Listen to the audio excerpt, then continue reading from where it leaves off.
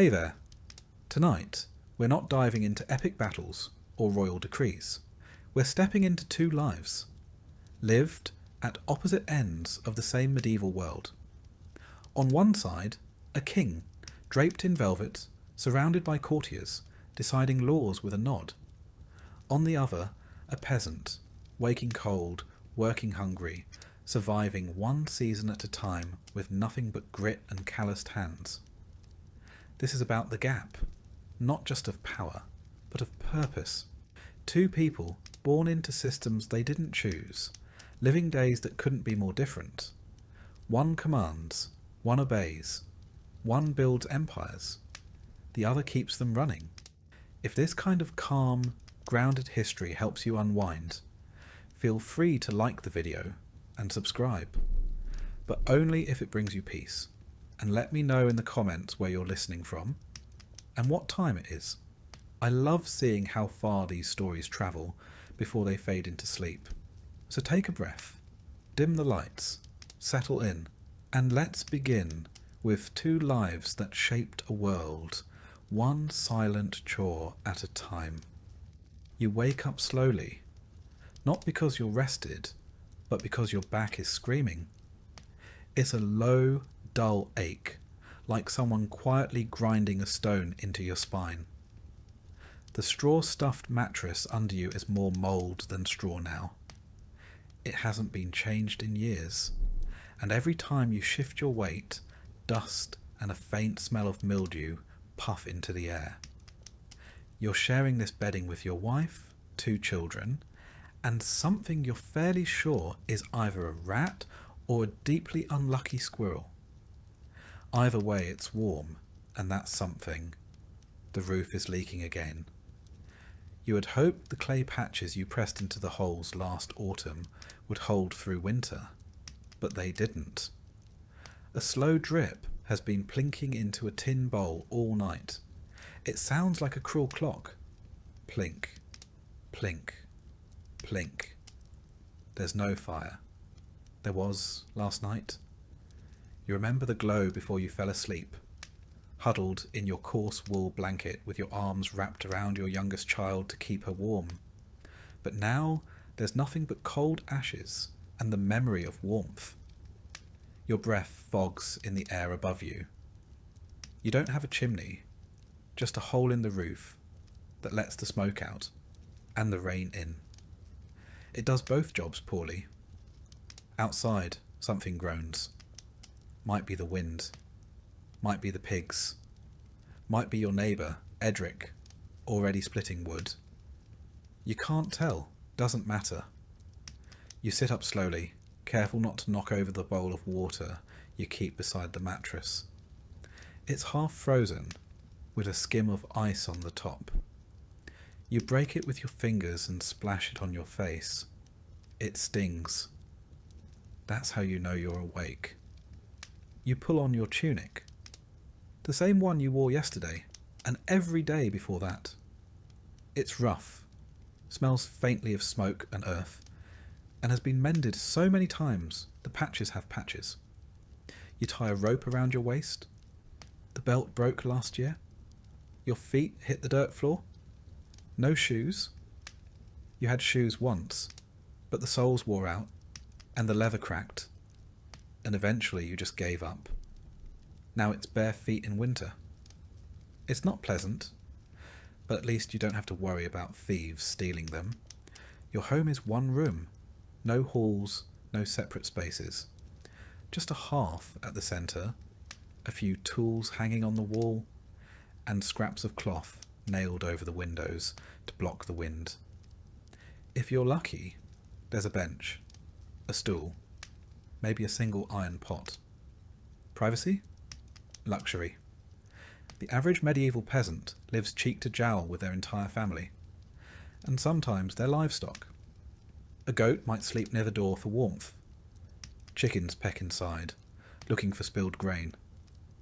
Your wife is still asleep, or pretending. She was up with the baby again. The child has a fever that won't break. You've tried everything. Garlic, prayers, tying a scrap of holy cloth around her wrist. Nothing works. You don't mention it. Your oldest son is already outside. You can hear him coughing as he tends the fire pit. He's only 10, but he works like a grown man. Has to. There's no one else.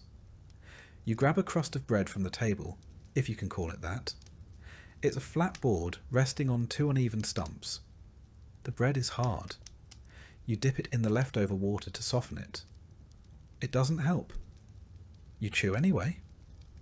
The bread is made from barley, or maybe rye, mixed with whatever filler you had. Peas, ground acorns, even sawdust. It's baked once a week maybe, and the rest of the time it sits near the fire, growing harder by the hour. You glance at the small wooden icon on the wall, a crude carving of a saint whose name you don't know.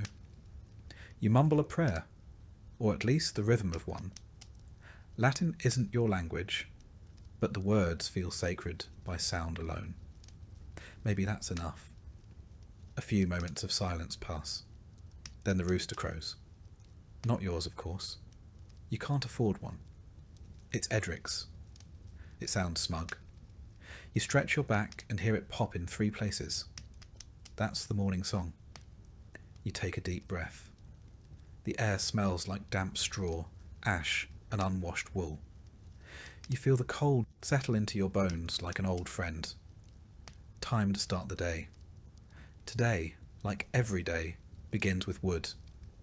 Without fire there's no warmth, no cooking, no hope of boiling the lice from your clothing. You grab a dull hatchet and trudge to the woodpile. You're not allowed to cut trees in the Lord's forest. Technically, even gathering fallen branches is illegal, but everyone does it. You just hope the steward isn't watching. The mud clings to your feet. The ground never really dries, not in winter. Paths are just grooves worn into the earth, churned to slurry by feet and hoofs and cartwheels. You slip once and curse, quietly. You don't want to wake the baby again. Later, you'll check the thatch. Try to mend the fence. Feed the pig. Tend the plot. Maybe go to the village oven, if there's anything to bake. But first, wood. Always wood. You nod to your neighbour. He grunts in return. You both know this day already. You've lived it 100 times. The king wakes slowly, not from cold or pain or noise, but because that is the luxury of power. His bed is enormous, draped in velvet and lined with furs. The sheets are imported linen, so soft they barely whisper as he turns. The mattress is filled with goose down. Not just any geese, mind you. Ones raised specifically for a palace. Their feathers are collected by hand. He doesn't open his eyes at first. There's no need. The room is already warm thanks to the fire that's been maintained through the night by a servant whose only duty is to keep it fed. Logs from the royal forest. Birch, maybe? Or cedar? Something that smells faintly sweet as it burns. A gentle knock, then silence. Another knock. Then the door opens slowly. A valet enters. He walks quietly, placing a pitcher of warm water beside the bed. Another servant follows with a warmed robe. A third holds a towel. A fourth holds his slippers. Each one bows in sequence, like a slow-moving clock. This is routine. Every medieval court has one. The king does not rise alone. He is dressed, washed, tended to. Even the act of waking is political. Who is allowed into the room? Who speaks first? Who touches the king's garments? Protocol is everything. It reaffirms the natural order. The king stretches. A servant pulls back the curtains. Sunlight pours in, filtered through stained glass windows in blues and reds. It pools on the polished stone floor. The king yawns. He swings his legs over the bed. His feet never touch the ground. Slippers are slid on before he moves. The robe is draped over his shoulders. He doesn't lift a finger. He moves to the wash basin. The water is warm, perfumed with rose oil. A towel is held up for him as he pats his face dry. He examines himself in a polished silver mirror. Not bad, he thinks, perhaps a bit pale. He sits. A servant trims his beard. Another combs his hair. A third applies a balm to his hands.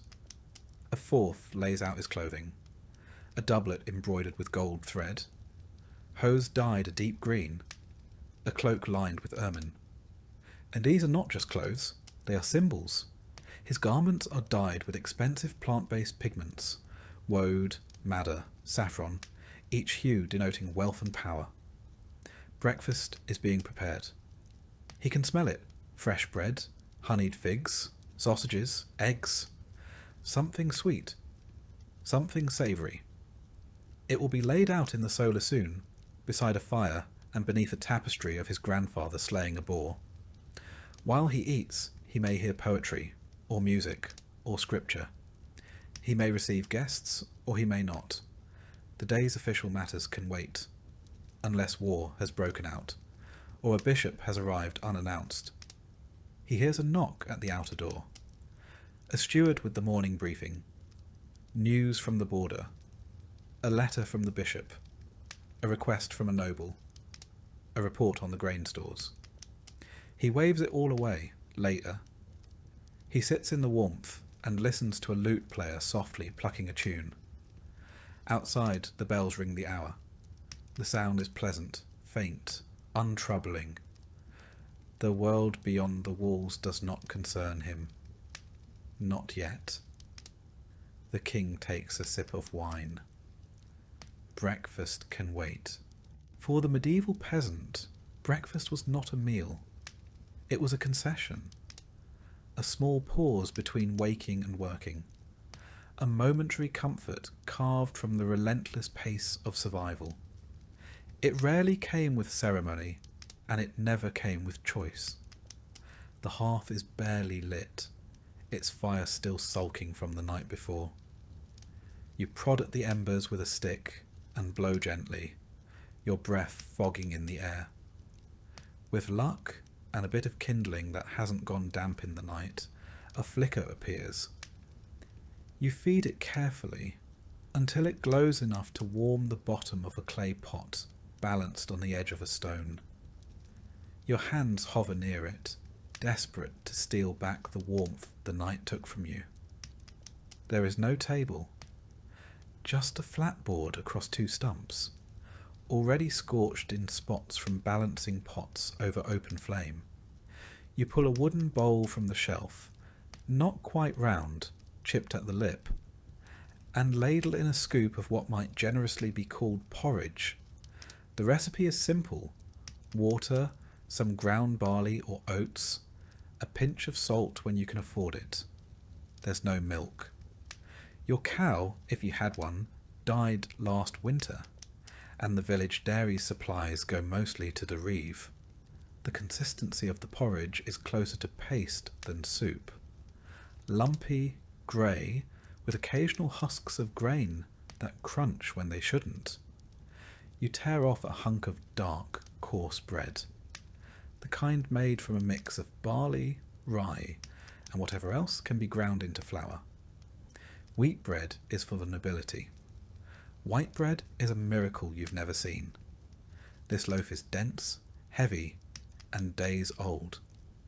You dip it into the hot mush, soften it enough to bite without breaking a tooth, and chew with the patience of someone who knows there's no alternative. Most peasants in medieval Europe began their day with something like this. The term breakfast wasn't even common until later centuries. Instead, the morning bite was a continuation of last night's sustenance. The word itself, breaking the fast, implied there had been a fast to begin with. For peasants, the fast never really ended. Your children sit near you, rubbing sleep from their eyes, already coughing. One of them eats with two hands, the other just stares into the bowl. You tell them to eat slowly.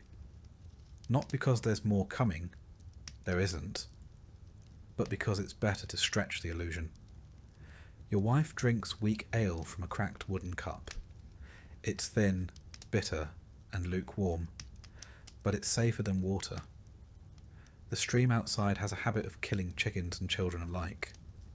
Boiling takes fuel you don't always have. So the ale, brewed from grain, fermented just enough to kill what the river carries, becomes the drink of choice, even at sunrise.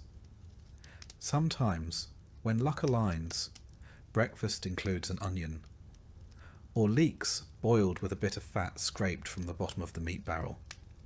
But this morning, there's no meat. The pig was slaughtered weeks ago. Its parts salted and hung in the rafters. Most of it went to the Lord, as was required by law, a tax of flesh, bone, and survival. You hear your neighbour cough outside. Edric again. He's already on his feet, already working. You envy his energy. Or maybe you just envy his chickens. He has 3. You have none. Someone knocks on the door. A soft rap. It's a child, muddy-faced, barefoot, asking if your wife has any herbs for his sister. You don't? But she'd find something anyway. Dried nettles, maybe? Or horehound. You trade for it?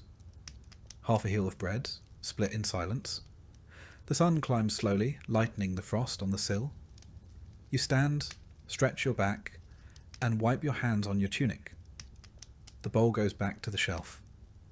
The pot, still steaming faintly, is saved for later. Maybe for dinner. Maybe not. That was breakfast. And now there is work. At the same hour, in a palace 50 miles and several universes away, breakfast is also being served. But here, it is not a necessity. It is a display. The king awakens in silk sheets, the smell of sweetwood smoke curling through the air from a fire that never dies. A steward appears to announce the meal, though the scents have already done the job. He is led into the solar, a private, sunlit room where tall windows spill light across painted walls and a floor covered in hand-woven rugs from Moorish lands. The table is already set. Silver platters lined with folded cloth napkins. Carved wooden bowls glazed with coloured enamel. Knives so polished they reflect the face of the man who holds them. No dish touches the table before being tasted by a food taster.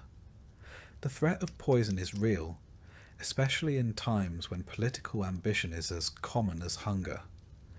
A loaf of soft white bread, made from the finest sifted wheat flour, rests beneath a linen cover. This is manchet bread, prized for its purity. A luxury. Only the upper class can afford the fine sieves and careful processing that turns ordinary grain into something this pale and delicate. Alongside it, poached eggs from palace hens, sprinkled with herbs from the castle's kitchen garden. Spiced sausages of venison and boar, cured and smoked in ways peasants have only heard about.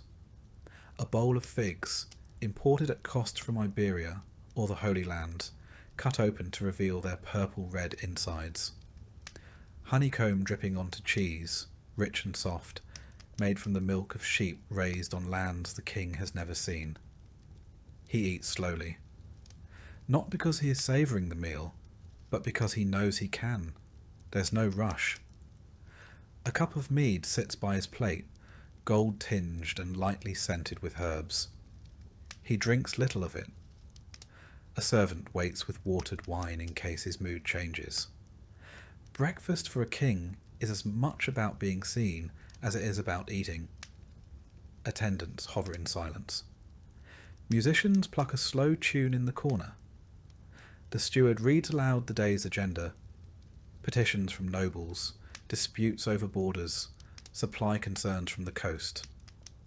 The king listens with one ear, chewing on a slice of pear poached in cinnamon.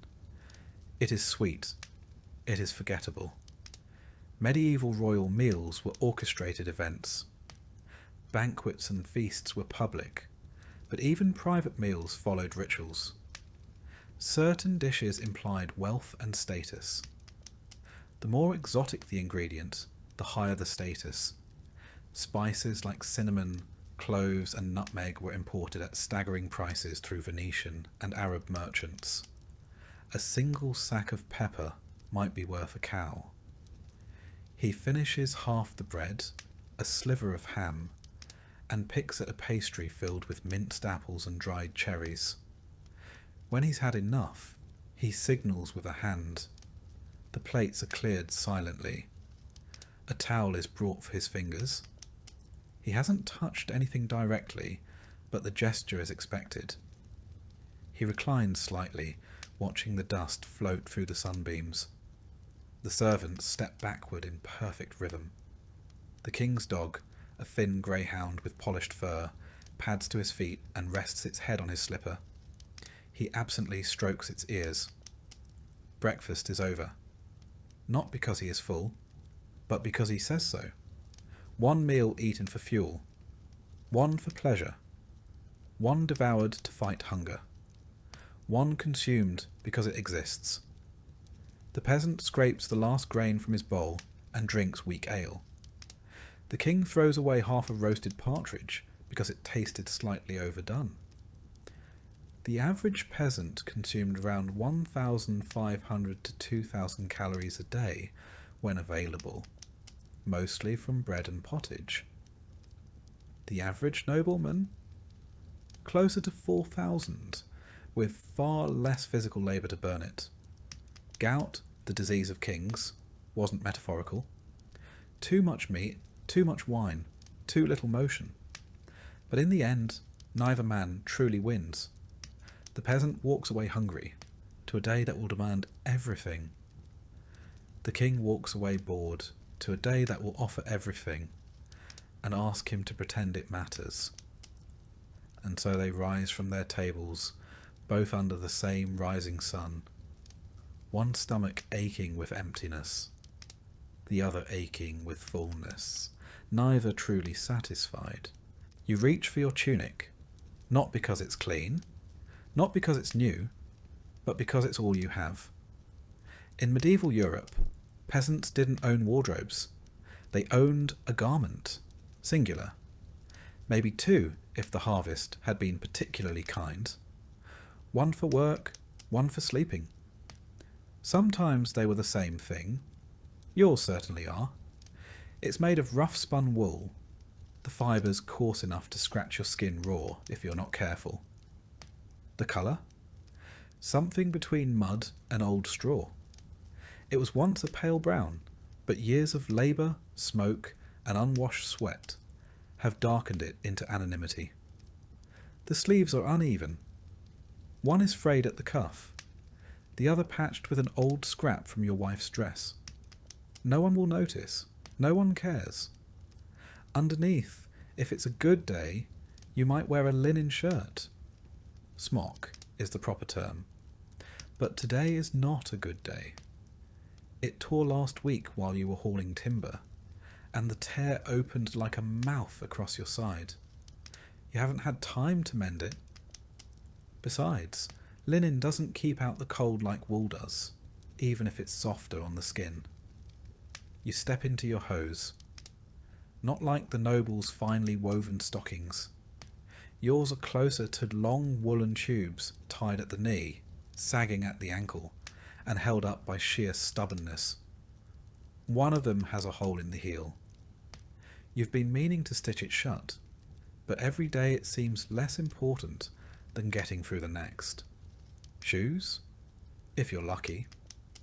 Maybe you own a pair.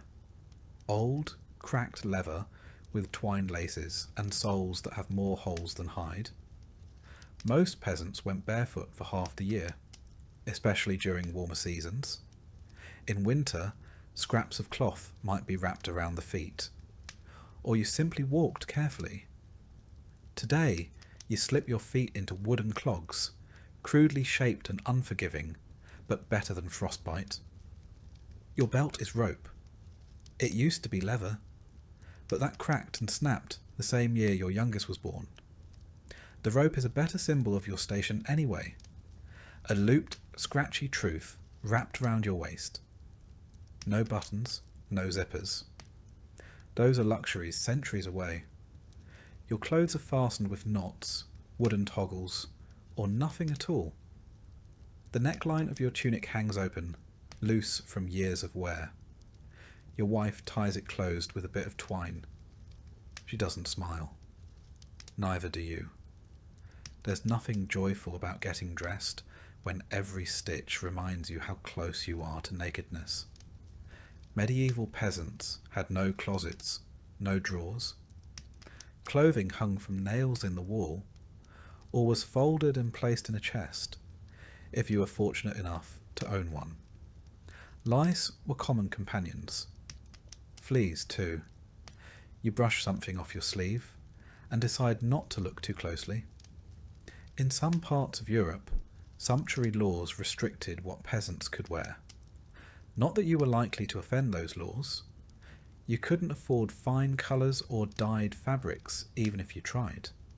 Purple, scarlet or gold. That would be illegal.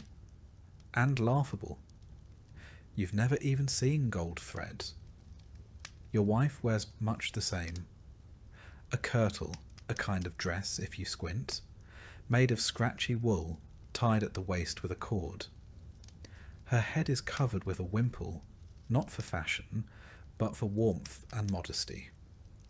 Her sleeves are rolled up. She's already working. The children wear hand-me-downs so patched and mismatched they resemble scarecrows. The baby is swaddled in rags. There's a hole in one of them, which you patch with more rag. The cycle continues. Getting dressed is not a transformation. It is not preparation. It is simply a layering of misery onto flesh. A small armour against the world, just thick enough to fool yourself into thinking it matters. But you wear it anyway, because to go out in nothing would be worse. In the castle, the king's garments await him long before he opens his eyes. Laid out by pages and valets, his clothing is carefully selected, inspected, and warmed by the fire so that not even a thread feels chilled when it touches his skin. It begins not with the outer garments, but with the linens. Soft, bleached white underclothes made of finely woven flax fibres. Only nobles could afford such softness. The peasants grow the flax, the king wears it. First, a shirt, long-sleeved, smooth, almost weightless. It smells faintly of lavender, dried and stored among the folds by servants whose names he doesn't know. Over that hose, snug-fitting woolen garments that cover his legs from ankle to thigh. These are dyed a deep blue, a colour expensive to produce, extracted from woad and reserved for those of means. Over the hose, he is helped into a doublet, a padded tailored jacket that buttons down the front with small discs of bone or polished horn. The buttons are decorative as much as functional. Unlike the peasant, the king wears buttons not because he must, but because he can. Buttons are a mark of craftsmanship, proof of tailoring, a symbol of class stitched into the seams. His cloak today is velvet, dyed of rich burgundy, lined with ermine fur. The cloak drapes from his shoulders and trails slightly on the floor. A servant tucks it just so, to avoid dust. On his feet, soft leather boots, made by the castle cordwainer, fitted exactly to his size and shape. They have never touched mud. A sash of silk is tied around his waist, its ends embroidered with the symbol of his house. Silk is imported from Byzantium and the East. It travels through trade routes guarded by mercenaries and balanced on the backs of camels. It arrives here at great cost. He doesn't think about that. He just likes the way it drapes. Jewellery is optional but customary. A ring or two, a brooch, a clasp set with semi-precious stones. These are not for security or beauty. They are reminders to everyone in his presence that his body is sacred, adorned, elevated. While he dresses, attendants discuss the weather, his agenda, who might be arriving for court. Someone mentions a visiting dignitary. Another whispers about grain prices. It's all background noise. He nods, occasionally raises an eyebrow but doesn't respond. He is busy being dressed. The final item, a circlet, not quite a crown, but enough to remind everyone who he is. Not too heavy. This is morning wear, not a state occasion. Getting dressed for the king is not merely about function or even comfort. It is a performance, a layering of power, thread by thread. His clothes are stitched not just to warm him, but to separate him from the world, to make it clear that he is not of the same cloth. And when he steps into the hall, robes trailing, hands ringed, boots spotless, everyone who sees him understands the truth. This is not a man, this is a symbol. And symbols are always well dressed. One man dresses in a single wool tunic, patched beyond recognition. The other is wrapped in layers of tailored elegance. The peasant gets dressed while standing, shivering beside a smoky hearth. The king is dressed by others, warmed by the fire he never has to feed. But both, beneath it all, are still just men. One clothed in discomfort, the other in performance. One wrapped in survival, the other wrapped in image. Both bound by thread, though only one can afford to ignore the seams. You step outside, and the cold hits like a slap. The door swings on tired hinges, and the air is sharp enough to sting the inside of your nose. You squint into the early light. The sun isn't up yet, not really. Just a pale smear on the horizon. Your breath clouds in front of you like smoke. You don't need a clock to know the time. Your bones do that for you. The yard is a mess of frozen ruts and old straw. Chickens peck lazily near the woodpile. One of them is limping. You make a mental note to check its leg later. You won't. There's no time.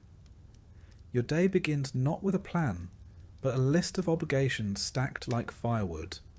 Uneven, unstable, always about to topple. First, you check the animals. The pig is rooting through what remains of the compost pile.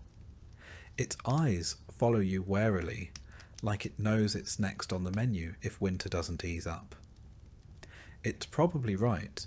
You refill its trough with scraps, turnip skins, old leaves, and a few spoonfuls of yesterday's porridge crusted onto the side of the pot. The pig eats with more energy than you'll have all day. The firewood pile is low again. You grab the axe from its spot against the wall, the handle smooth from use, the blade nicked and dulled. You trudge toward the tree line, feet sinking slightly into frozen mud. You've been harvesting from the same grove all winter. Each day you go a little farther in. Each swing of the axe feels heavier than the last. You gather what you can carry, broken branches, bark, even damp twigs. Everything burns if you're desperate enough. You haul it back in bundles on your back. No sled, no cart, no mule. Just you. You stack it haphazardly near the door. It won't last a week. Then water. Always water. You walk to the stream with a bucket in each hand. The water is clearer than it should be. A bad sign. That means fewer fish, fewer frogs. You draw it up in silence. You slip once on the icy stones, and your knee slams into the mud. You swear under your breath. The water sloshes. One bucket spills. You don't refill it. You just go home.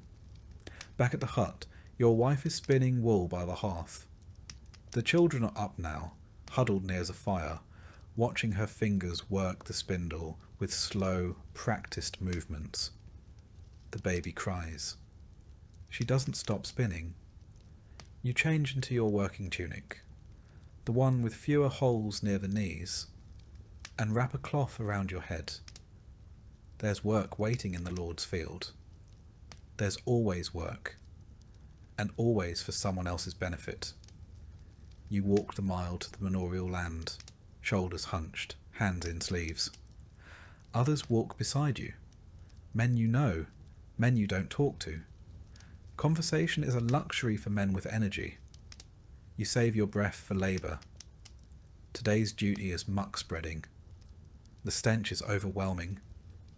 You breathe through your mouth and try not to gag. You shovel slowly, methodically, spreading dung across frozen soil in the name of future fertility. You don't ask how much you'll be paid. You won't be. This is part of your feudal obligation. Corvée labour. You owe the Lord so many days a year, and today is one of them. You'll get a nod, maybe some leftover grain if he's feeling generous. You won't complain.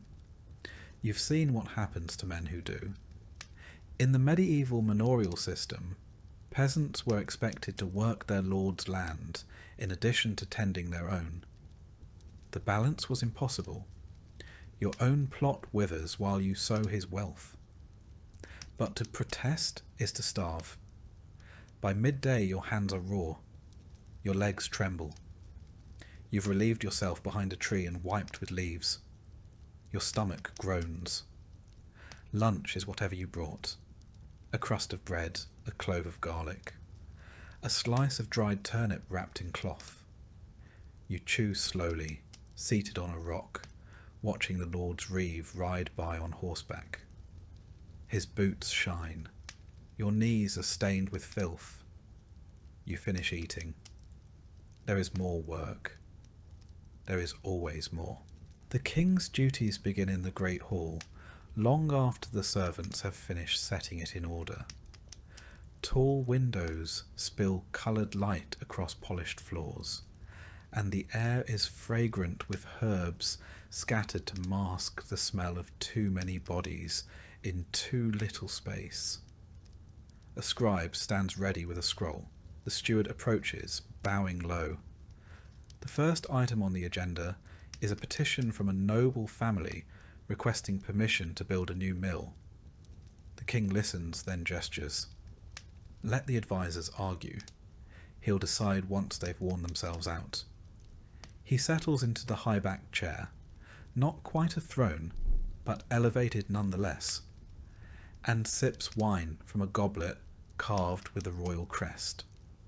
His robe is thick velvet, his fingers heavy with rings. A clerk begins reading aloud the list of grievances from the local burghers. The taxes are too high. The roads are impassable.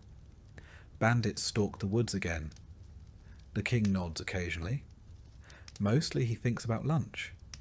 A messenger arrives from the northern border. There's trouble, as always. The baron is late with his levies. The peasants there have been refusing to work. He asks if soldiers should be dispatched. The king raises an eyebrow. Only if the harvest is in, he murmurs. The medieval king was not always a tyrant. His days were often consumed with small, grinding details, managing trade routes, hearing disputes, confirming marriages, ensuring vassals remained loyal. His power was vast, but not absolute. Even a king needed to manoeuvre. Through politics, through custom, through the church. A priest approaches with a sealed letter from the bishop. More concerns about heresy in the southern shires. A wandering preacher has been stirring up unrest. The king sighs. He'll let the Inquisition deal with that. The court jester interrupts with a joke.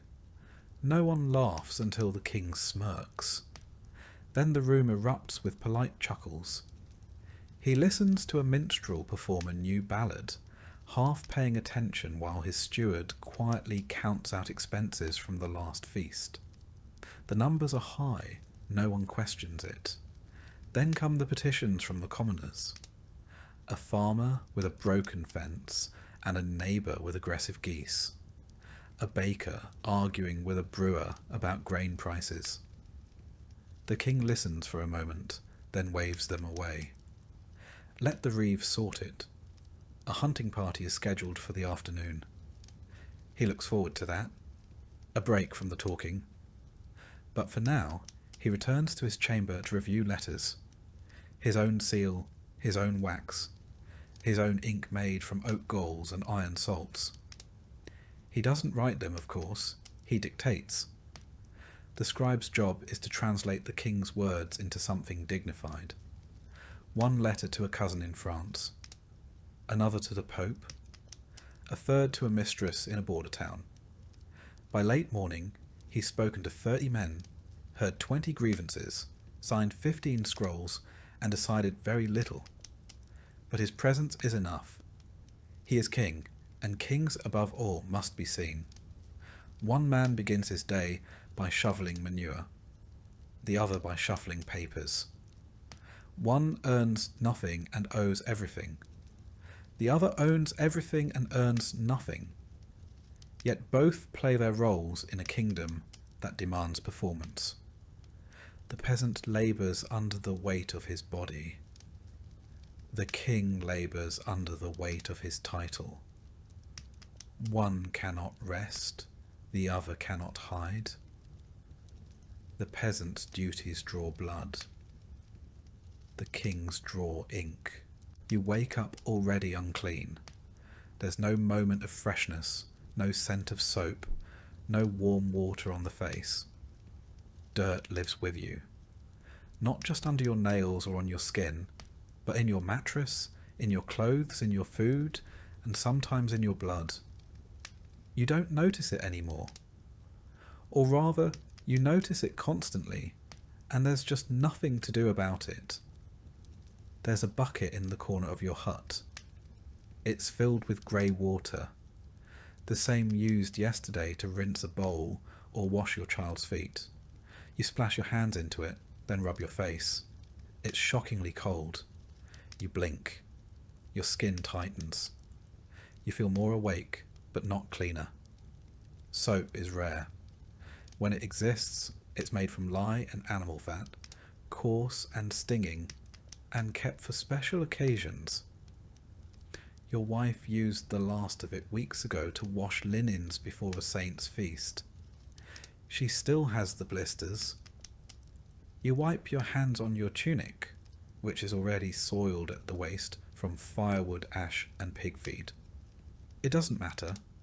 You smell like sweat and smoke and old wool. So does everyone else. Medieval peasants didn't bathe often, not because they didn't want to, but because there was little opportunity. No plumbing, no privacy. Water had to be carried, bucket by bucket, from streams or wells. Heating it meant burning precious firewood. The result?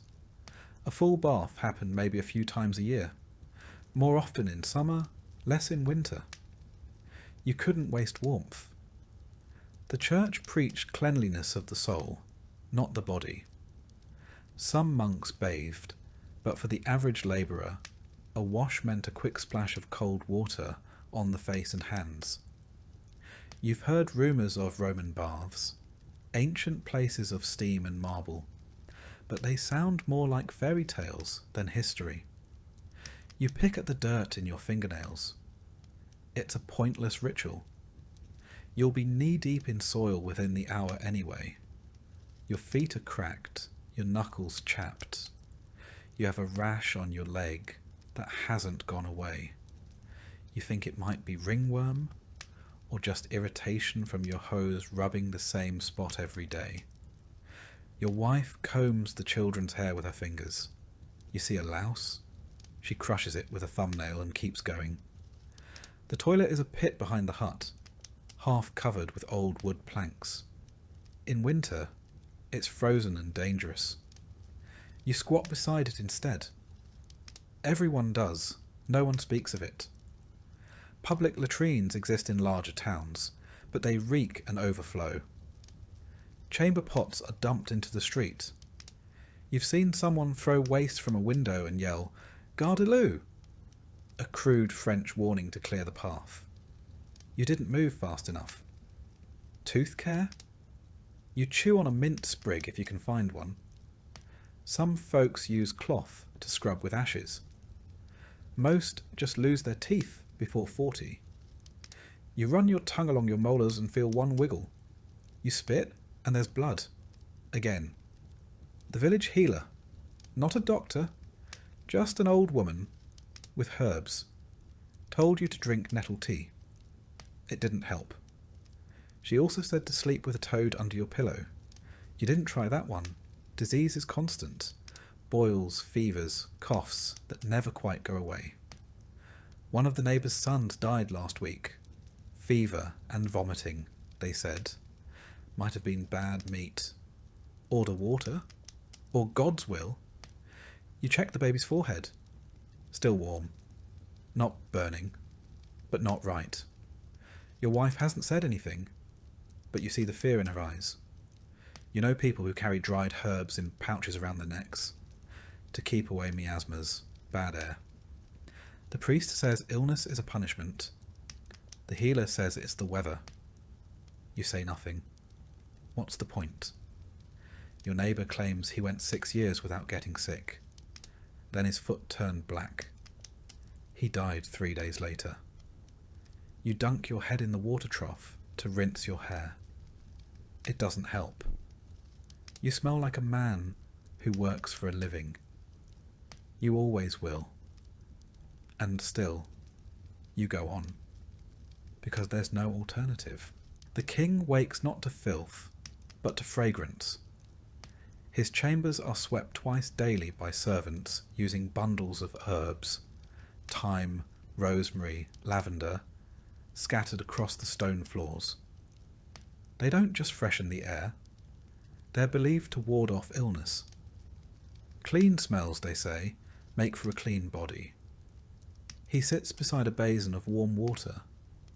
A servant dips a cloth, wrings it carefully, and wipes the king's face and neck. Another dabs at his hands. The water is infused with rose petals, orange blossoms, sometimes vinegar. It smells like luxury. Unlike peasants, the king does not carry his own water, nor does he walk to the bathhouse. The bath comes to him, in the form of a large wooden tub lined with linen sheets, filled with heated water poured from brass pitchers. He bathes when he wishes, sometimes once a week, sometimes daily. It's his choice. Soap is not just available, it's imported. Bars come from Castile, made with olive oil and lye, scented with citrus or pine. It lavers softly, it does not sting. The king's skin is pampered with oils afterward to prevent dryness. Almond oil, if it's in stock. Goose fat, if not. He is rubbed with cloths made of fine linen. His hair is brushed with a boar bristle brush. His nails trimmed with care, checked for signs of illness. Cleanliness for royalty is not merely comfort. It's an extension of health, of status, of godliness. His physicians, university trained, perhaps in Paris or Salerno, believe the body has 4 humours: blood, phlegm, yellow bile, black bile. Balance is key. They advise the king to avoid dampness, excess wind, spoiled food. He is bled periodically to restore equilibrium. He follows a regimen known as regimen sanitatis, rules for healthy living. Moderate food, rest, gentle movement, fresh air, no overexertion. The body, they say, must be tended like a garden. His teeth are cleaned with a cloth dipped in wine or vinegar, sometimes ashes or crushed herbs. He rinses with sage-infused water. Bad breath, the doctor says, can signal internal decay. He listens, even if he finds it tedious. Illness is still a threat, of course. Even kings get fevers. Even kings die of the plague. But when he falls ill, he is surrounded by care, poultices, prayers, leeches, tinctures brewed in silver pots. When he coughs, 5 men listen. During outbreaks, the king retreats to the countryside, to the coast, anywhere but the city. He closes the gates, no visitors. The poor die in the streets. He reads about it in letters. He hears tales of entire towns falling ill, entire villages vanishing. He commissions a prayer, a mass, a candle to be lit. And he dines as usual. Cleanliness to him is visible. It is scented. It is symbolic. And above all, it is managed by others. The peasant scrapes the mud from his heels with a stick. The king scrapes the dirt from his nails with ivory. The peasant smells of animals, ash, and labour. The king smells of citrus and rose water.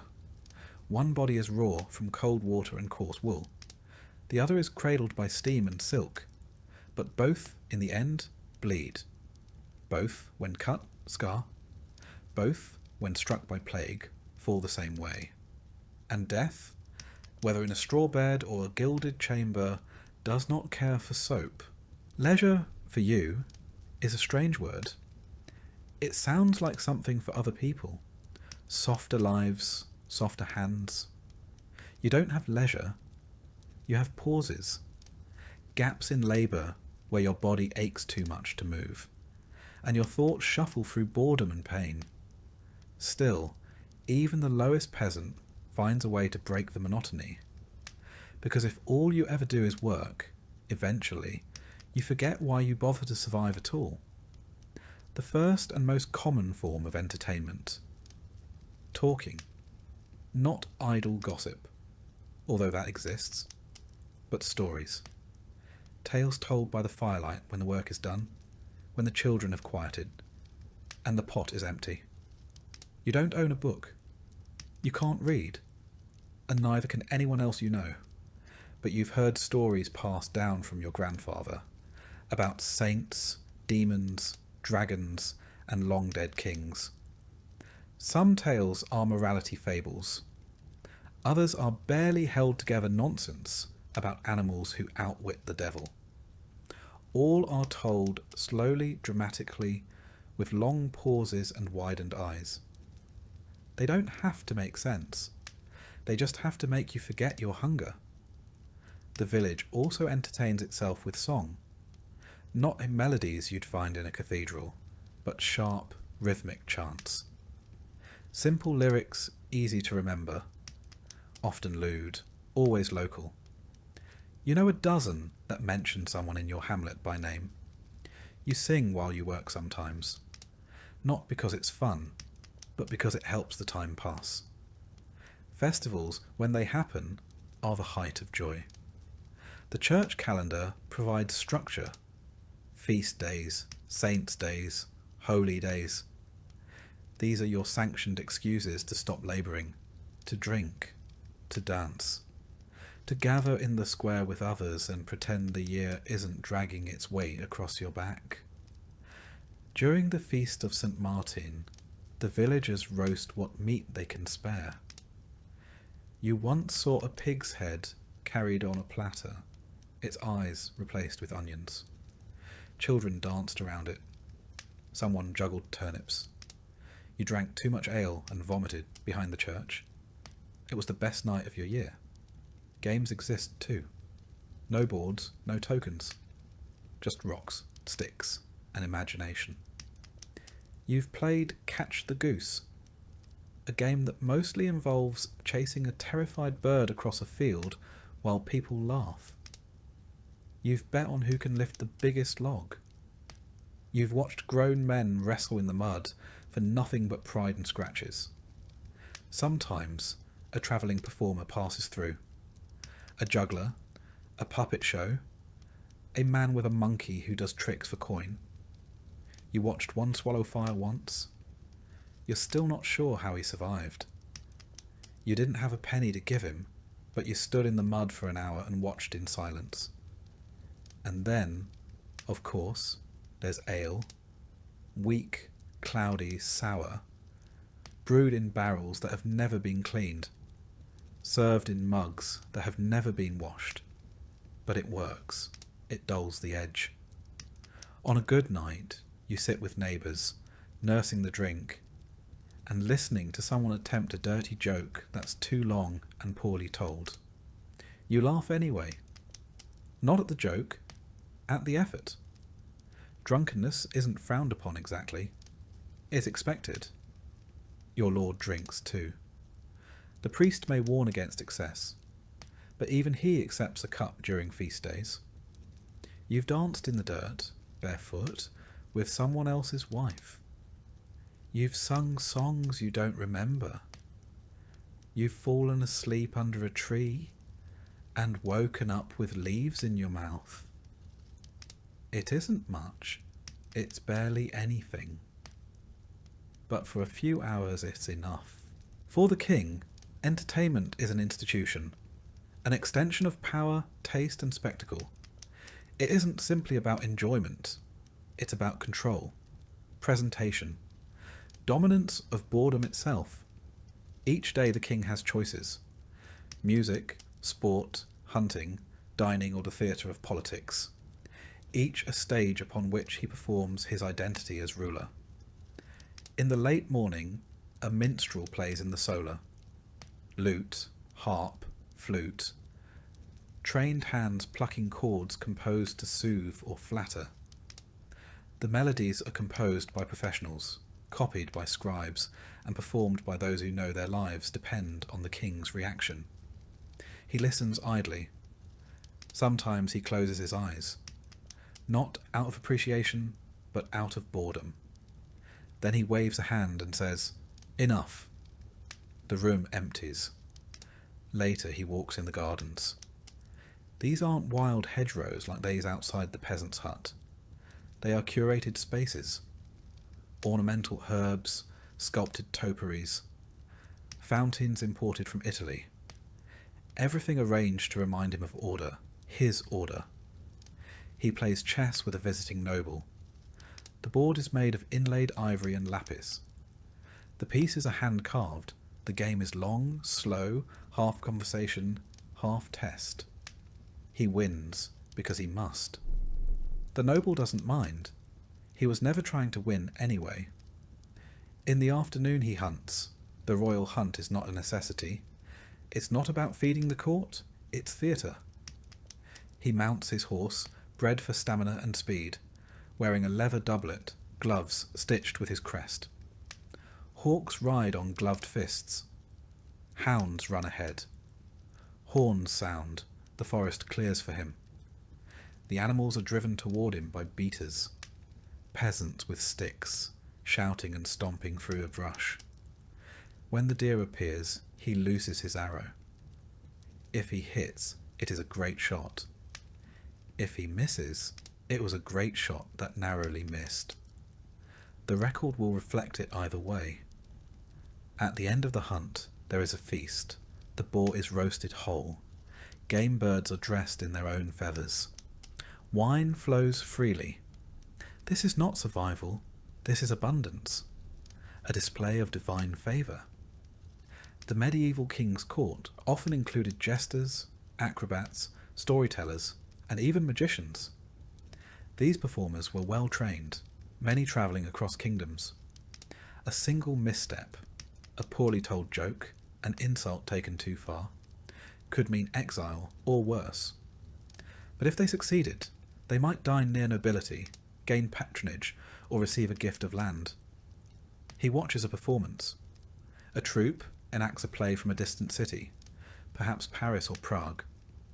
The themes are familiar: betrayal, honour, God. He applauds at the end, even if he barely followed the plot. The hall echoes with approval. No one asks if he enjoyed it. In the evening he may read. Not aloud, that is for clerks. But he listens to books being read to him. Tales of ancient Rome, romances of knights and maidens, treatises on theology. He asks questions occasionally, not always expecting answers. Then music again. Then a warm bath. Then sleep. Entertainment is not rare for him. It is constant. And yet he is often bored. The peasant laughs because it might be the only joy he feels all week. The king laughs because it's expected. One dances in the dirt, in bare feet, to the rhythm of a friend slapping a barrel. The other dances in a hall, gilded and perfumed, to strings and harps. One sings to forget the hunger. The other listens to singers to fill the silence. The peasant waits all year for a single feast day. The king feasts every day and longs for something new. Yet both, in their own way, seek the same thing: to forget for a moment what they are. You wake hungry again. You went to bed with hunger sitting in your gut like a stone, and it's still there, just dulled by sleep. The idea of being full feels like a memory from another life. Maybe you were full once, a festival day, a neighbour's wedding, but most mornings, like this one, your stomach starts out quiet and gets louder by the hour. You stir the pot hanging over the hearth. It's yesterday's pottage, still warm from the coals, thick like glue and brown like mud, bits of barley, a turnip chunk, a wilted leaf. You ladle a scoop into your bowl. There's not much left, so you give the bigger share to your eldest child. He doesn't thank you. He just eats like a dog that doesn't want to be seen. Pottage is what you eat. Morning, evening, sometimes cold in the middle of the day, if there's enough to spare. There's no recipe. It's whatever you have, boiled for hours until it can't be picked apart. Barley and oats are common. Sometimes beans, peas, leeks. If you're lucky, a scrap of fatback or a bone for flavour. Usually not. Bread is next if there's any. Yours is black and hard, made from rye and barley. Grains that grow better in poor soil, the kind you farm. The flour is mixed with water and salt if you have it, then baked into rounds or flat cakes in the communal oven if you remembered your place in line. There's grit in the bread. Stone ground flour always leaves a bit behind, and it wears your teeth down year by year. Your molars feel dull now. One is starting to crack. You chew anyway. Slowly. Carefully. You drink ale. Everyone does. Not the strong stuff. What you have is weak and cloudy, more like fermented grain tea than anything intoxicating. But it's safe. Safer than the river. The well went bad last month, and you still remember the sick child who didn't make it. Boiling water takes firewood, and firewood takes hours. Ale it is. Meat is rare. Maybe once a month you buy a scrap from the tanner. A cut too fatty to cure, or too bruised to store. You boil it with roots and pretend it's a feast. Sometimes your neighbour traps a rabbit. You pretend not to notice. Hunting's forbidden unless you're a noble. The punishment for poaching a deer is death. For a rabbit, a beating. For a swan, you don't want to know. Your pigs are gone. Sold off after the last frost destroyed the root cellar. Chickens are easier to keep, but they don't lay in winter. You used to trade eggs for cheese. Now you just eat the eggs, when there are any. Cheese is a summer luxury. Milk turns too quickly this time of year. On holy days, there's more to eat. Saints' feasts, harvest festivals, weddings. These are the times you remember with your eyes closed. Bread stuffed with onions. Roasted goose. Baked apples dripping with honey. It doesn't last, but it burns into memory. You've told your children stories of the last Michaelmas feast as if it were legend. Some peasants barter with their produce. You trade leeks for butter, cabbages for fish. The fish is salted, rough on the tongue, but keeps well. You once found a coin at the roadside and bought a fig at market. 1 figure. You sliced it in 4 and let your children each have a piece. They still talk about it. Your food doesn't travel. Nothing comes from farther than a day's walk. You don't know what olives are. You've never seen a lemon. Spices are a rumour. Pepper?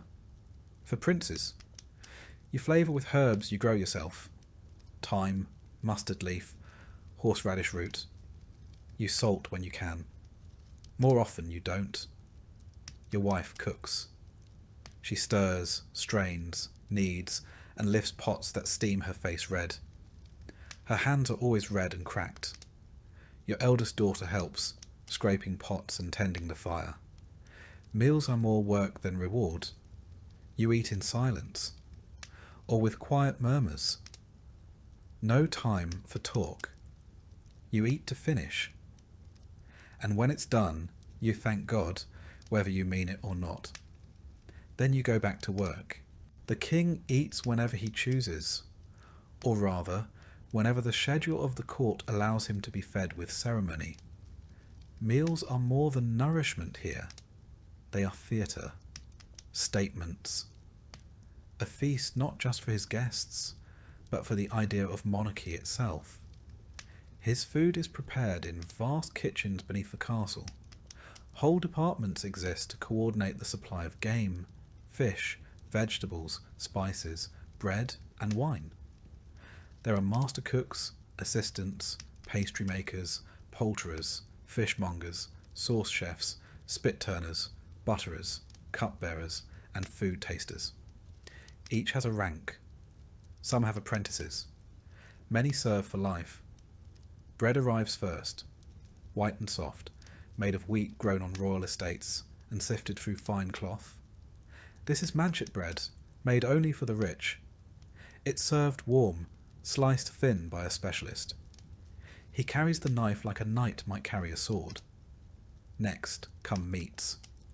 Spit roasted boars, larded hares, herbed venison, wild birds cooked in wine and cloves. There are pies with layered fillings, pigeon, pear, dates, and veal, each crust sealed and stamped with the royal crest. Everything smells of spice, nutmeg, ginger, cinnamon, saffron. Spice is more expensive than gold. The king does not eat from wooden bowls. His dishes are pewter, silver, or gilded ceramic. His goblets are etched glass or ornate metal, often studded with stones. He drinks wine from Aquitaine, Cyprus, Burgundy, imported by merchants who bribe their way into court favour. There is fish, always fish, even on meat days. Salted sturgeon, eels in almond milk, baked trout garnished with violets.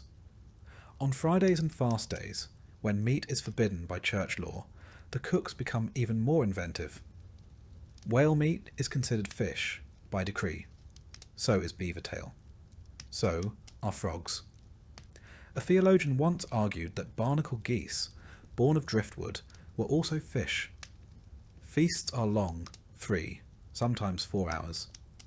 Each course ends with an entremet, a kind of edible entertainment, a model castle made of pastry, a roasted peacock redressed in its feathers, set ablaze with brandy, a pie that, when opened, releases live birds into the hall. The king eats little of each dish. A few bites, a taste. He's not eating for hunger. He's eating for demonstration. His physicians monitor his consumption carefully. He is advised according to the theory of the 4 humours. Balance between hot, cold, wet and dry. Roast beef is hot and dry. Fresh apples are cold and moist. Food must be chosen with care, lest it unbalance the king's body, or worse, his mind. Sometimes he is bled before a meal. Sometimes he fasts. Sometimes he indulges. But always the meal is recorded, chronicled, observed. If guests are present, and they often are, they watch the king eat first. They do not begin until he does. They are served less lavish versions of his dishes. They watch his face for signs. Did he like the quail? Was the sauce too sharp? Should they compliment the chef? After the meal, his hands are washed in rosewater by attendants. A perfumed cloth is offered. A minstrel plays. A servant recites a list of expenses incurred, and then with a nod he stands. The meal is over. The performance is complete. The peasant eats scraps and roots and salt. The king eats peacocks and pears in wine. The peasant prays for enough. The king prays it's not overdone. The peasant eats what he can find. The king chooses what others search for. But both, under wool or velvet, in draughty huts or gilded halls, must eat. Both rely on others. One on the land, the other on men. Neither can live without the hands that grow, gather, kill, and cook. The difference is who gets to rest afterward. You wake with the name of a saint on your lips. You're not sure which one. There are too many. Saint Cuthbert? Saint Isidore? The one your wife prays to for healthy births? Or the one your neighbour swears healed his cow's leg? They blur together. Their images are painted badly on wood or carved in the stone at the chapel.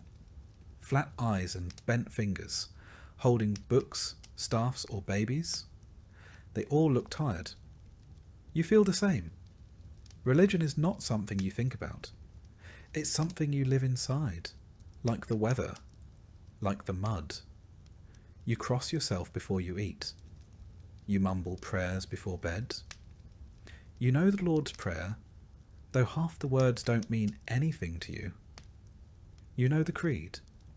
You know that Sunday is for church, and that missing it gets you noticed. You know the priest smells like wine and speaks in Latin. Latin, a language you do not understand. The priest reads from his book with a voice like a chant, rising and falling like the wind in the eaves. You nod, you kneel, you stand, you sit, you say amen. It's all by rhythm, like a dance you never learned, but have done all your life. The church is cold, always. Stone walls, no fire. Just candles, a rough altar, and the echo of old prayers. You sit on a bench and think about your chores. You don't mean to, you just do. The church tells you what to eat and when to fast. It tells you when to mourn and when to celebrate. There are dozens of feast days, but most of them mean kneeling more, not eating more. On Fridays, you don't eat meat. During Lent, you eat less of everything. Advent is for waiting. Easter is for singing. Christmas is for huddling close to the fire. The priest is not poor. He has a servant, a fat goose, and shoes without holes. He doesn't till the soil, but he talks about sin with the confidence of someone who's never had to lie for a crust of bread. Still you listen. He buries your dead. He blesses your fields. He might even know your name. When things go wrong, when a child is born sick, or a cow refuses to milk, or the weather turns against you, you look for meaning, for punishment, for sin, for someone to blame. You tie herbs above the door, light a candle, leave a coin at the chapel. You mutter to St. Bridget, or St. Blaise, or St. Jude. You aren't sure which one helps with fever. You try them all. You've heard of people who stopped going to Mass. They vanished, or starved, or had their thatch catch fire in the night. You don't test those stories. Superstition isn't separate from faith. It's just the part the priest doesn't talk about. Your wife hangs charms over the cradle. Your neighbour buries nails at the corner of his field. You carry a bone in your pouch, just in case. The seasons change with the saints. Michaelmas brings the harvest. Candlemas starts the thaw. Midsummer's Eve is a night for fire and fear, when spirits walk and old magic stirs. You've jumped over the fire with bare feet. You've thrown salt into the ashes. You've whispered things you wouldn't dare say aloud. There's a woman outside the village, an herbalist, maybe more. Some say she's a witch. Others say she's just clever. You went to her once when your youngest was sick. She gave you a sack of dried nettles and told you to burn it while singing. You did. The fever broke the next day. Coincidence? God? Her? You'll never know. That's the point. You believe because belief is what keeps you sane. Because it gives shape to fear. Because if you don't believe, what's left? Just cold, just hunger, just death? So you believe. Even when you doubt, you believe. The king prays too, but his prayers are written by others. In the chapel attached to the royal palace, he kneels on cushions, surrounded by marble and stained glass. He holds a prayer book, a psalter illuminated in gold and crimson, with saints drawn in miniature. The words are in Latin, but he has been taught them since childhood. He knows when to bow, when to pause, when to look solemn. His faith is not just personal, it is political. Monarchs in medieval Europe ruled by divine right, their authority sanctioned by God, their power confirmed by coronation and anointing. To doubt the king was to doubt heaven itself. The king has confessors, bishops, and chaplains. He speaks with archbishops about church lands, tithes, theological debates. He funds monasteries and orders mass for the souls of his ancestors. He appoints clerics. He consults with Rome. He does not question doctrine, he shapes it. He observes holy days with ceremony, Easter, Christmas, Corpus Christi. The palace fills with clergy, incense, chant. Meals are altered, penances assigned, gifts offered to shrines. The performance is elaborate and necessary. But the king's religion is not always about belief. It's about structure, about order. The church records births, marriages, deaths. It legitimizes rule. It grants approval. It threatens excommunication. For the king, the church is an institution, a partner and a rival, a mirror of his own power. Still he believes, in his own way. He believes because the system would collapse if he didn't. He believes in divine order, in moral duty, in eternal reward. And yet, he too fears what lives outside the liturgy. He fears omens, eclipses, comets, strange births. He fears prophecy, dreams, the muttering of madmen. He wears relics under his cloak, a saint's tooth, a splinter from the true cross. His armour has a cross etched inside the breastplate. He believes it protects him. He consults astrologers. He reads horoscopes. His advisors tell him which days to travel and which to avoid. Before battle he fasts. He hears mass. He takes communion. He believes it will turn the tide. When plague strikes, he orders public prayers. He funds processions. He closes the city gates. He retreats to the countryside. He commissions masses for the dead. Thousands of names read aloud, night after night. He has seen what faith looks like in desperation. He has seen villagers flog themselves in the street, begging God to spare them. He has seen men weep in front of statues. He has seen the bones of saints carried through mud. He believes, but he does not trust. He rules the body of the realm. The church claims the soul.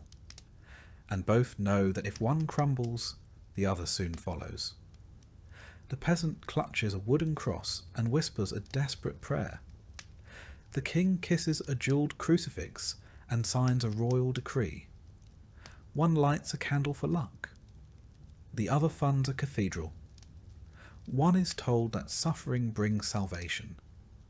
The other is told that power confirms holiness. Yet both fear the same silence after death. Both kneel in different places, on different floors, wearing different clothes. but both pray to the same God, and both hope they are being heard. You wake before the light, not from a rooster's crow, he's late as usual, but from the sound of your joints cracking as you roll upright on a straw mattress that smells of mildew and years of sweat. You rub your eyes, try to remember if today is your turn to haul water or your son's, and reach for the same coarse tunic you wore yesterday and the day before. You are not free. That's not something you say out loud. It's not a thought you entertain often, but it lingers in your ribs, in your hands, in the rhythm of your life. You are a serf, bound to the land. Not a slave, not in name, but near enough that the difference hardly matters. Your lord owns the ground beneath your feet. You simply borrow its surface, one furrow at a time. Today's labour is predictable. Muck the stalls, collect firewood, repair a fence flattened in the storm. Tomorrow it might be threshing grain in the manor's barn, or ferrying a barrel of ale to the Reeves' house, or helping with the sheep. Work does not rotate with fairness, only with need, and need never sleeps. Each season comes with its own torment. Spring is planting, endless hours hunched over rows of soil, pushing seeds into earth still clinging to winter's chill. Summer means harvest, and your fingers blister as you reap barley and hay until your tunic clings to you with sweat. Autumn is the rush to preserve, salting meat, storing apples, bottling what little beer you've brewed before it spoils. And winter? Winter is endurance. Cold seeps in through the thatch and into your bones. You wake stiff and hungry, go to sleep hungrier still. Most days you eat bread, not the white loaves of the rich, but dark, dense barley bread, flecked with grit from the millstone. Pottage if you're lucky, a stew of whatever you've managed to find or grow. Leeks, turnips, beans. A strip of bacon if you're blessed. Ale instead of water, because water might kill you. You have no tools of your own, just what's passed down or shared.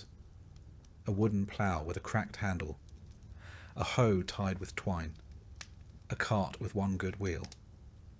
If something breaks, you fix it, or you don't and make do anyway. Under feudal law, you owe the lord between 2 and 5 days of labour each week, depending on your agreement. This is called corvée labour, and it's not optional. You work his land before your own. You mend his fences, repair his roads, harvest his grain. Only afterward, if time and daylight allow, do you tend to your own meagre strip of soil. If you protest, you risk punishment. If you falter, you risk starvation. And then there are the taxes. You pay a tithe to the church, 1/10 of everything you grow. If your harvest is bad, the tithe remains the same. The priest doesn't farm, but he eats well. You also owe banalités, or fees for using the Lord's mill, his oven, his press. Nothing is free. Even boiling water might require permission. Your wife labours just as hard. She spins, bakes, cleans, tends animals, nurses children, and still finds time to mend your socks. There's no rest for her either, nor for your children. The moment they can lift a bucket or shoe a goose, they work. No one asks you what you want to be when you grow up. You already are what you will be, a worker of land, a servant of someone else's estate, a man defined by how long his back can hold out. But sometimes there's a quiet joy. You finish digging a new furrow and step back to admire its line. You patch the roof with thatch that stays dry during the next rain. You build a chicken coop from scrap wood and watch your children gather eggs with giddy smiles. It's not ambition. It's not pride. But it's yours. You might think a king's life is idle, that he lies in silk, is fed by servants, drifts from banquet to banquet. That's true, some of the time, but ruling is work. Different work, yes, but work all the same. He wakes surrounded by functionaries, a chamberlain, a squire, a confessor, a groom of the stool. Every movement is observed, every word carries weight. He is expected to be the embodiment of divine order, the cornerstone of a realm stitched together by loyalty and law. His day begins with council. The royal household is a bureaucracy. Treasurers count coin, stewards manage land, scribes track correspondence. The king listens as they list problems: border disputes, unpaid taxes, bad harvests, rebellious barons. He must decide what to do. His decision becomes law. He spends hours holding court, some of it ceremonial, knights seeking titles, nobles pledging fealty. Some of it judicial, cases of land theft, marriage disputes, accusations of treason. His presence alone influences the outcome. One raised eyebrow can sway a sentence. Kings are also diplomats. He arranges marriages like chess moves. One daughter to seal peace with Aragon, a nephew sent to marry a distant duchess. Alliances made not with treaties, but with bloodlines. He governs warfare too. In times of peace he trains, reviews armories, sends funds to fortify castles, approves levy rosters. In times of war, he commands, directly or through trusted generals. Many medieval kings ride to battle themselves. Some die there. His signature controls currency. A decree to mint more silver coins, or to debase the currency slightly, ripples across trade networks. He must think like a banker, a warlord, and a priest, all while keeping the nobles happy and the peasants quiet. Even feasts are work. He sits at the centre, radiant with wealth, a living symbol of stability. His food is inspected, his wine poured by protocol. Every bite is a message. To eat too much is gluttony, too little, ingratitude. He meets with bishops, abbots, and papal legates. The church is both ally and rival. The king may fund monasteries and cathedrals, but he's also wary of Rome's influence. A single excommunication can undermine his throne. Sometimes, in a quiet hour, the king reads, or listens to a clerk read aloud, books of law, chronicles, religious texts. He must be informed. Ignorance is weakness. He must also project health. A weak king invites rebellion. So he rides, he hunts, he leads processions, he is seen. Visibility is a kind of labour, exhausting, unending. Even his sleep is guarded, his dreams not fully his own. He doesn't dig ditches, but he holds a realm together. And that's no small task. The peasants' hands are calloused from earth. The king's are calloused from decisions. One sweats in the fields, the other sweats in the throne room. One's misstep means hunger, the other's misstep means rebellion. Both are watched, one by the steward, the other by his subjects. Both are punished, one by weather, the other by politics. The peasant works to endure, the king works to be remembered, but neither truly rests, and neither can exist without the other. You feel it before anyone else does, the way your breath shortens, the way your hands shake a little when you lift the pail. You try not to let the others see. There's too much to do. The firewood's low. The roof leaks again. There's turnip rot in the cellar. You sit more often, tell your children to fetch this or that. You smile when they obey, though inside you hate needing help. You were strong once. You worked from sunrise to nightfall. You built things with your hands. You never thought about how many winters were left until now. The pain gets worse. There is no doctor. There's no diagnosis. You do not know if it's your lungs or your liver or just your body deciding it's had enough. The midwife comes and gives you a tonic made of bitter root. The healer suggests nettle broth. The priest visits with a candle and a book. He asks if you are ready to confess. You are. Not because you think you've sinned more than anyone else, but because that's what you do. You confess. You receive the last rites. You try to die with dignity, even if the straw beneath you is wet and your wife is weeping into her sleeves. In medieval villages, death is part of life. The average life expectancy hovers around 35, but it isn't because people drop dead in their 30s. It's because children die often, and women die in childbirth, and accidents and illness don't wait. If you survive past childhood, you might live to 40, maybe even 50, but it's rare to see 60. Your family gathers. They're quiet. They don't ask questions. They know. You try to say something meaningful. A lesson. A joke. A goodbye. You try to remember your father's face. You try not to think of your dead son. You think about the fence you never fixed, and the new tools you can't afford, and the wheat you planted that someone else will harvest. There is no funeral procession. There's no tombstone. You're buried behind the church, maybe with a wooden cross, if there's time to carve one.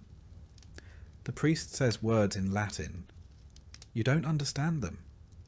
You hope God does. And what's left of you? A patched roof, a good rake, a son who knows how to tie a proper bundle of kindling, a daughter who still sings while she milks the goat. Maybe someone will name their baby after you. Maybe they'll say, he was kind, he worked hard, he never wasted bread. That is enough, because no one remembers most peasants, not in books, not in songs, but the world they built at one rock and one bale of hay at a time. That stays standing. That's legacy. He feels it too, but he's not allowed to show it. A king dying is a dangerous thing. It unsettles the court. It invites ambition. So the royal physicians say he is only tired. The courtiers whisper that he is resting. His enemies wonder how long he has left. His body is failing, but protocol does not. In medieval Europe, royal death is a ritualized event. The king does not simply fade. He begins the transition. His bedchamber becomes a chamber of state. Attendants hover. Clerics arrive. The royal confessor is summoned. The windows are shuttered. The best relics are brought in. He is anointed again, just as he was at coronation, but this time with the oil of the dying. He confesses sins. He asks for forgiveness. He clutches a crucifix of gold and mutters prayers learned in boyhood. A scribe stands nearby to write down his last words, or at least something poetic enough to be remembered. The king's death must not be ordinary. If he ruled wisely, he is mourned. If he ruled poorly, he is endured until the last breath. But in either case, he is treated like a vessel of divinity until the end. His family gathers. Sons, if he has them. A wife, maybe two. A bishop reads scripture. Trumpets may sound in the courtyard. The realm holds its breath. And when he dies, really dies, the news is announced with fanfare. A black cloth is hung from the castle walls. Church bells toll across the countryside. Messengers ride to the cities. Nobles are summoned to court. The royal seal is broken. Then comes the body. His corpse is washed and dressed. Sometimes embalmed, sometimes not. Some kings have their organs removed. Some have their hearts buried separately. Some have their bones boiled to be transported without rot. He is placed in a coffin of wood, or stone, or even lead. A likeness may be carved in wax. A death mask taken. The funeral is pageantry. Dozens of priests. Hundreds of candles. Choirs singing psalms. Nobles in black. A procession of mourners. Some paid to weep. Some there to be seen. The coffin is carried on a cart draped in velvet. Horses wear black. The heralds cry out his name, title by title, as he is lowered into the tomb. He is interred in a royal crypt, Westminster, Saint Denis, spire, surrounded by ancestors, sealed in stone. His tomb is engraved with Latin verse, his image carved in marble. His sword may lie beside him. A crown may be placed at his feet.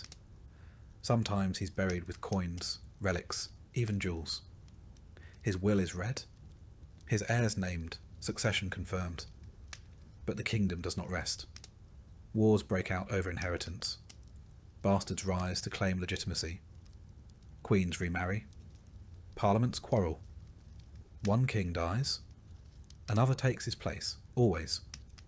And what remains of him? A law that bears his name. A cathedral funded by his tithe. A portrait in a dusty hall. Maybe a chapter in a chronicle, penned by a monk who never met him. But more often, his memory fades, overwritten by the next war, the next tax, the next king. The peasant lies beneath earth and stone. The king lies beneath gold and marble. One is buried by neighbours, the other by nobles. One rests beside a ditch, the other in a crypt, but they are equally still. Time forgets them at the same speed. The world turns without them. Grass grows over the grave. Language shifts. Stories blur.